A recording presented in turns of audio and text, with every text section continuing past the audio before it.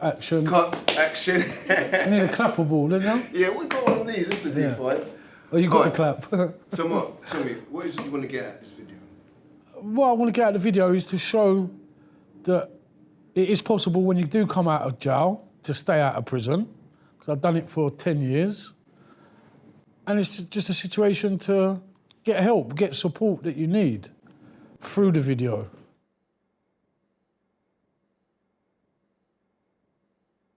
When you come out of prison, the first day is like you go to probation and then that's it. Because you imagine, you come through that gate with that bag and that's all you've got. You know what I mean? Unless you've got a family, unless you've got somewhere to go, it's daunting.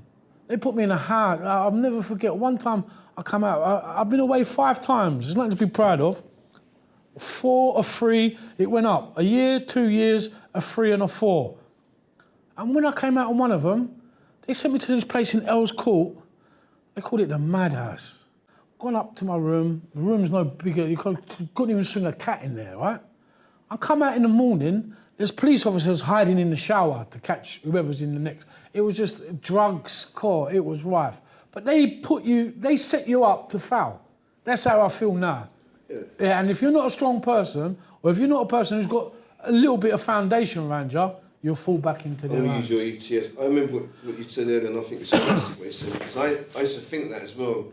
I remember when I got released, they put me in this hostel. Yeah. It's like mad. You've been drug-free for 18 months, and they're putting you into a place where people are smoking crack. But I looked at it, it's not for me to fail.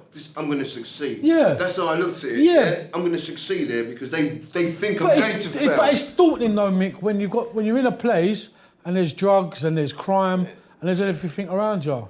Because like the environment that they're putting you in to the environment that you've come out of is two different mindsets. And it's a dangerous circle. When I came out of prison, I worked for a 4-star hotel, £6.75 an hour, and they treated you like a dog, yeah?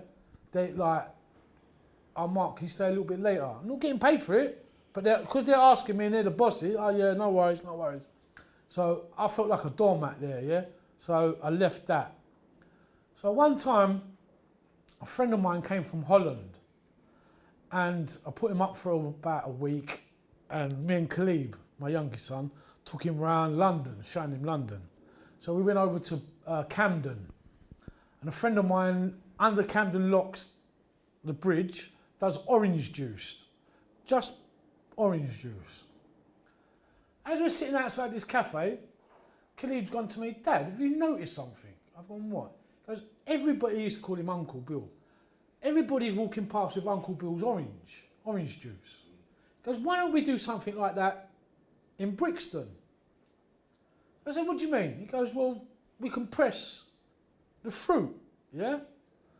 So I said, no, you say that now, but getting up for what? He goes, Dad, I promise you, we'll do it, yeah? We'll get Bill's bottles, because you know my bottles, they were the best bottles, weren't they, yeah? I like them bottles. So everyone liked the packaging, everything. So lo and behold, we went to Nesbitt's, bought the press, I bought 2 pressers, and we didn't look back. We were pressing fruit. I had a good right arm, so we remember me and Kevin came to your store. Yeah, that was in Waterloo. The one, and we were still using the presses. Yeah. And look at the time I used to have to get there. Get there for 7.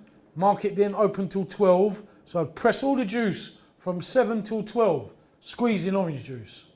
Working for myself, I get a lot of job satisfaction because what you put in it, you get out of it, and that's money, and happiness. You got your car burgled, right? Van. Your van. How did you feel? Cool. I cried. When me and Khalib, my youngest, we used to get up. I have to be at work at 6 a.m. in the morning. So I'd go down to the van about 4:35, bring it round, pick him up, and then we go work. When I've gone down to the van and the van's not there, I thought, well, I'll park it somewhere else. And lo and behold, my van had been stolen with all my equipment in it. And it's a situation where I felt how I used to be a commercial burglar, offices. I wouldn't do drums, houses. It was just, I'm not being proud, but I'd only do like shops or whatever. So I knew what a victim of crime, and I cried. And Cleve even see, he goes, Dad, come on, we can get it back. But just not having transport is the main crippler. I'm devastated because at the end of the day, where I am now to where I was, say, 3 years ago, I was a man without no worries. I was going to work, I had my own business. And that instant, one night, when my van got stolen, all my equipment got stolen, I'm back to square one again, and it's not nice. So my kids are feeling let down because I've been in trouble with the police. I got a custodial sentence for I was put on remand for 6 weeks, and it felt like 6 years. And it was the worst 6 weeks of my life. How's it been with you and your family these last couple of years? If it wasn't for my kids, yeah, I'd either end up dead, yeah, or I'd end up prison with a big sentence. Neither of them have happened to me, touch wood, yeah? I'm here now.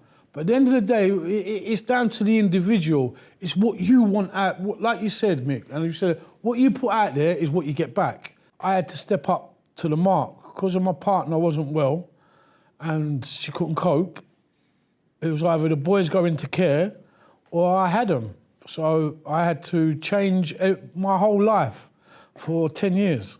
And yeah, it was I used to just like pull my hair out with one. So when I see women in the morning going to school and they've got 3, 4 kids around the buggy, I used to think, cool, I'd be on Special Brew, I'd be on Valium if I had all them kids, and I only had 2. But yeah, I stepped up to the mark and I proved to myself, not that I had to prove to anybody, I proved to myself, i.e. money, work, and providing for my kids. I've done it all of my, it's not like, well, pat on the back or Blue Peter badge, but it's a situation where I had to do it, and I've done it. And if I didn't do it, I would have been in and out of prison, my kids would have been in care, and no, that was like a situation where I couldn't have them falling into the system, and I wouldn't. And that's what I've done for 10 years. My son says, like, Dad, I looked up to you so much. Like, I was so proud, and now you've just like let everything go. Like, just get a job. He keeps telling me, get a job, Dad, get a job, Dad. And that's what I've been trying, but like... But have you let yourself go, Mark? Yeah, I have. In what way? In every way. But you're not back in prison now, are you? No, but that's one good thing, Mick. I'm on probation, and it's a situation where I used to work, and I know what it's like now going to work and being part of the community. And like, I tell you, for example, I'd have 10 grand in this hand what I've stolen. I'd have 10 grand in this hand what I've worked hard for. You know, 10 grand in that hand would last me a week. No word of a lie, yeah? Like, because of the madness what I was doing. Drugs, gambling or whatever, yeah? Now, that 10 grand what I've worked hard for, I would budget everything. Petrol, I would budget parking tickets, red route, congestion. I'd be on point. That 10 grand would last me 3-4 months for the business, buy my stock and everything. But the way I'm saying it now is like, no, I want to be part of society where I'm counted, and it's just getting beyond the joke now because I'm trying so hard to get back to work, as in I'm even want to get a job to go back to try and get my money back so I can put it into the business myself, and it's just not happening. And I'm trying so hard not to go back behind the door, but it's not the way that they're pushing me, it's the way I feel.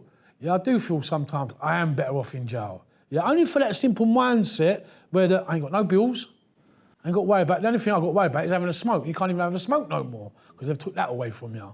So, you know, it ain't even worth going back to jail no more, you know? If things ain't going well for me here, yeah, as in i.e. at home, right? Got no electric, got no gas, got no food. The 3 main essentials to keep you going, to keep your head above water. If you haven't got that, as a man, or even as a human being, how does that make you feel?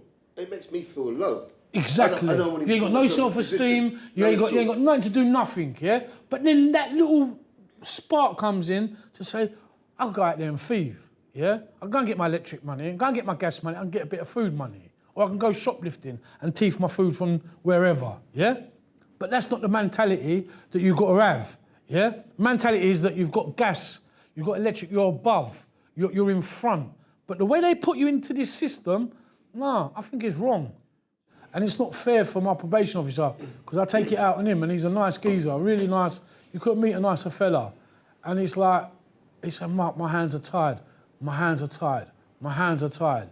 So if something does come out of this video, yeah, like, the powers who be, they need to look at where they're going wrong, and it's just like, you come out of prison, report to probation, and that's it.